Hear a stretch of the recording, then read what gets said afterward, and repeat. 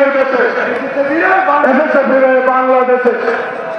বাংলাদেশে কোন নেতা আছে ভাইরা আমার? খাইছেন না নাকি? বাংলাদেশে কোন নেতা আছে নাকি?